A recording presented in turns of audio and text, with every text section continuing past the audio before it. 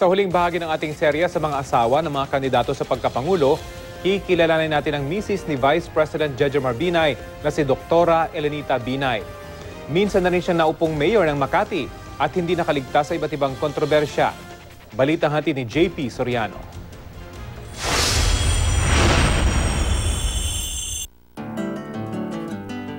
Tubong Angat, Bulacan, nagtapos ng medisina si Elenita Sombilio Binay sa Manila Central University noong 1968. Habang nagsisilbing resident physician sa Dr. Jose Reyes Medical Center, nakilala siya ng kanyang magiging kabiyak, ang nooy baguhang abogado na si Jejomar Binay.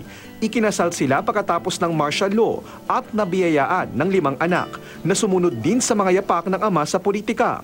Mismong si Dr. Elenita minsan ding nanungkulan sa gobyerno. Mula 1998 hanggang 2001, nagsilbi siyang mayor ng Makati matapos ang 3 termino ng kanyang kabiyak. Pero ang minsanan niyang pag-upo sa pwesto, nagdulot ng 8 kasong graft at malversation na naisampa laban sa kanya sa Sandigan Bayan mula 2006. Isa na ang ibinasura ng Sandigan Bayan, habang ang 7 patuloy na dinidinig. 3 sa mga kaso kaugnay ng umano'y kaduda-dudang public bidding ng mga muebles at office partition sa New Makati City Hall building noong siya'y mayor. Ang 4 pang kaso, kaugnay naman ng umano'y maanumalyang pagbili ng mga medical equipment para sa ospital ng Makati.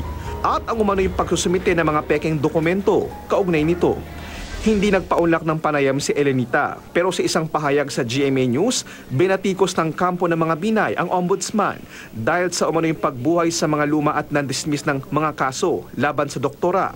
Sa kasagsagan ng mga kontrobersyang kinasasangkutan ng kanilang pamilya, naglabas ng hinanakit ang doktora. The family ay very sad, no?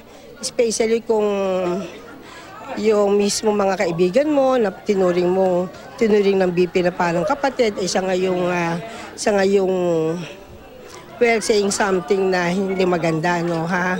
At well, at the end of the day,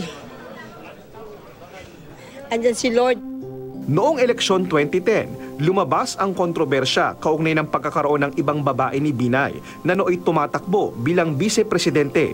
Pero si Dr. Elenita tila hindi natinag. Sabi noon ng vice-presidente, nalagpasan na raw nila ang pagsubok na ito sa buhay nilang mag-asawa.